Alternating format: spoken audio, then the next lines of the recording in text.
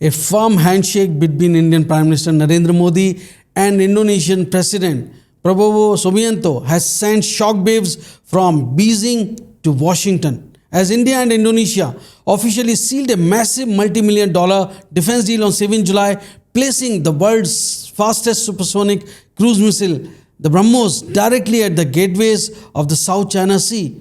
This isn't just a commercial transaction. It is a well-calculated strategic checkmate to PRC. By arming Southeast Asia's largest economy with deadly anti-ship capabilities, India is shifting the balance of power in China's backyard. Let's have a look at the inside details of what was signed on 7 July during PM Modi's Indonesia visit, the first leg of three-nation visit followed by Australia and New Zealand. While official joint statements keeps things diplomatic, sources say Indonesia has purchased a lethal coastal defense configuration. Indonesia is acquiring land-based mobile anti-ship batteries of the Brahmos supersonic cruise missile traveling at Mach 2.8. These cruise missiles fly so fast, 2.8 times the speed of sound, and so low in height that they can completely evade modern warship radars until it is far too late. According to Reuters, the contract signed between Brahmos and Indonesia's Ministry of Defense is worth about $630 million, including Brahmos missile systems, infrastructure, training, maintenance, technical support, and phased capability expansion. But today's deal of one Brahmos battery has a twist.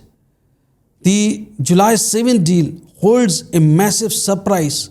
Indonesia isn't just securing its coasts, it is securing its skies too. Jakarta is also procuring India's indigenous Astra Mark 1 beyond visual range BVR air-to-air missiles. The Indonesian Air Force operates Russian-made Sukhoi fighter jets, Su-27 and Su-30s. Because India's DRDO has already mastered integrating both Brahmos and Astra missiles onto Sukhoi platforms, Indonesia gets a plug-and-play deadly weapon system without needing Western or Chinese approval. To understand how significant the India-Indonesia cooperation is, we have to look back. Indonesia is now the third major export customer for the Brahmos, following the historic 2022 deal with the Philippines and a subsequent agreement with Vietnam. The deal with Vietnam was confirmed by none other than the Defense Secretary himself at IIS in Singapore. Due to its crucial geography, Indonesia military planners are moving towards an aggressive anti-access area denial framework.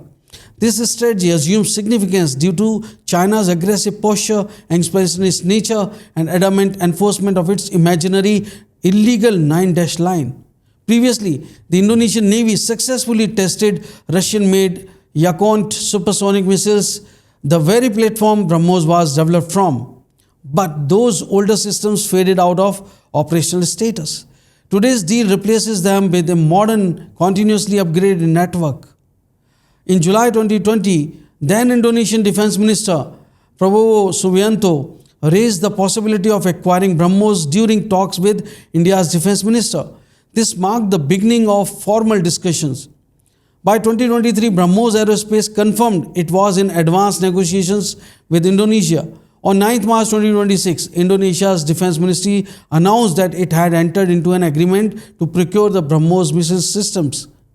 Officials said the first phase would be one coastal defense battery with additional phases planned later. Now, we see the final contract signing during PM Modi's visit on 7 July.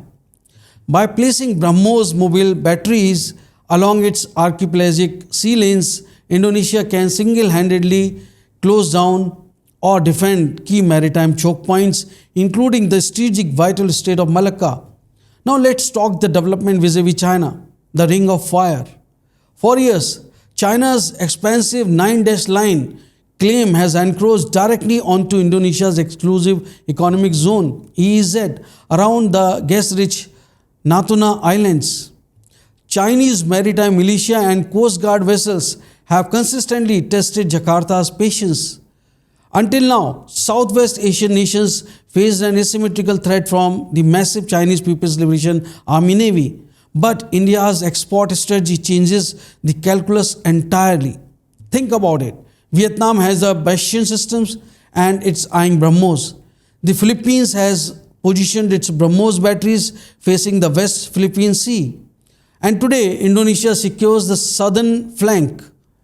India is effectively arming the ring of fire around the South China Sea. If a conflict breaks out, any hostile navy attempting to traverse these waters will be staring down the barrels of supersonic missiles owned by nations that refuse to be bullied by China. Beyond the missiles, the greater partnership that is important to understand. The July 7th breakthrough goes deeper than the hardware itself.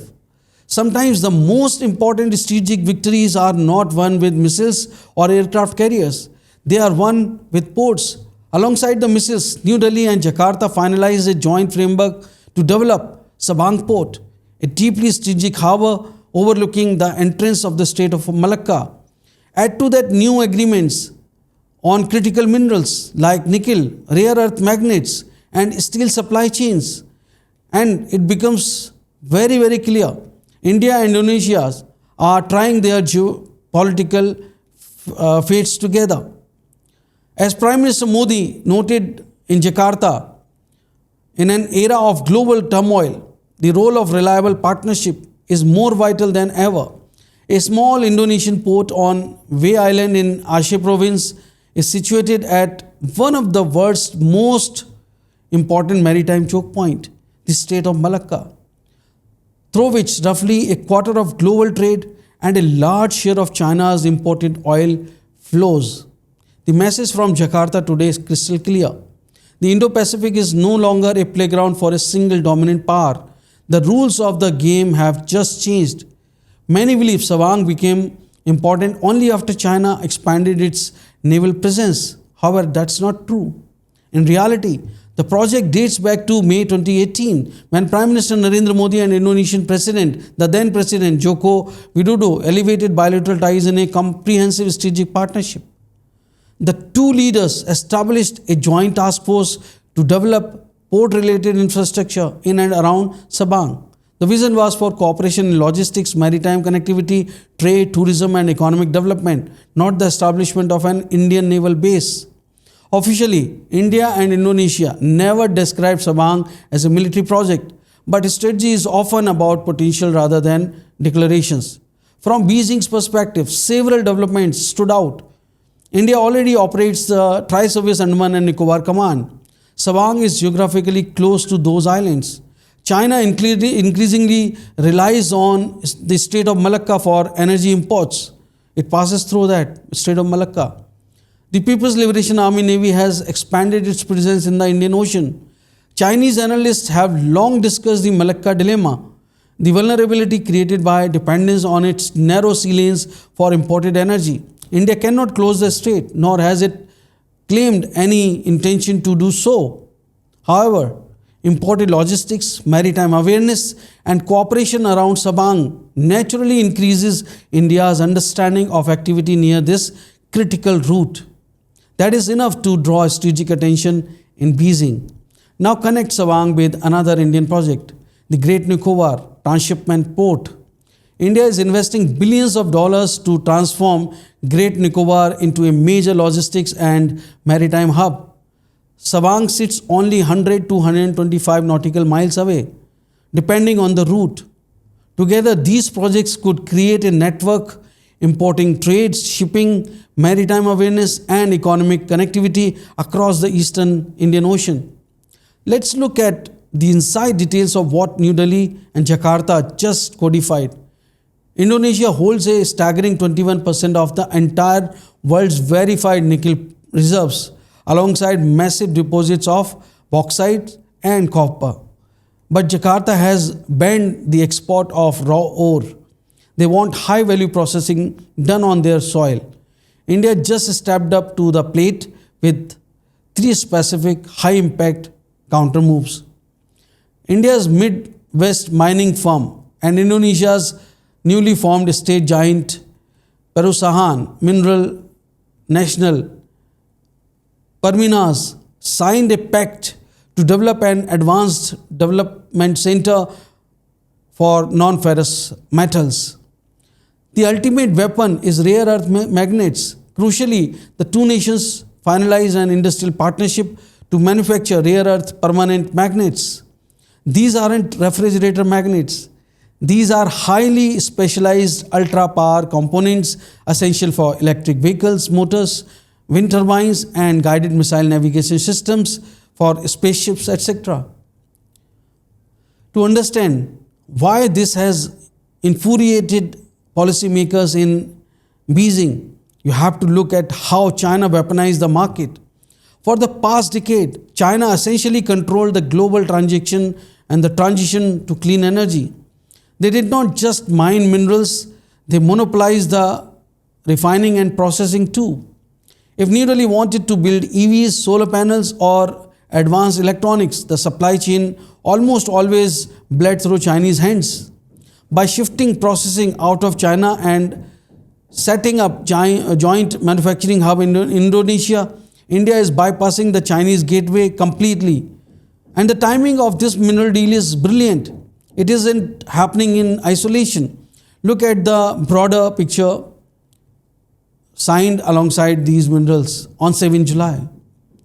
Besides Beijing, there is also a message to the US that has dropped Indo from its US Indo-PACOM command and reversed it to US PACOM back to the 2018 label. India is pursuing its own Indo-Pacific policy with reliable partners now. With the integration of India's UPI payment system into Indonesia's, the upcoming preferential trade agreement, and these deep mineral tie-ups, the economic center of gravity in Asia is shifting. Southeast Asian nations are realizing they no longer have to choose between Western dependence or Chinese coercion. There is a third way. The message from Jakarta today is clear. The mineral that will power the next century will no longer be mineral refined and weaponized by a single superpower. The supply chain has just been broken wide open. A greater focus and strengthening partnership with ASEAN nations is India's calibrated strategy at a time when the global south is looking at India eagerly joining the UN Security Council as permanent member to raise their voice, and Indonesia is one big supporter of India. Hope you like this analysis. Do let me know your thoughts in the comment box. Thanks for watching National Defense. Stay tuned for more such updates. Jai Hind, Vande Mataram.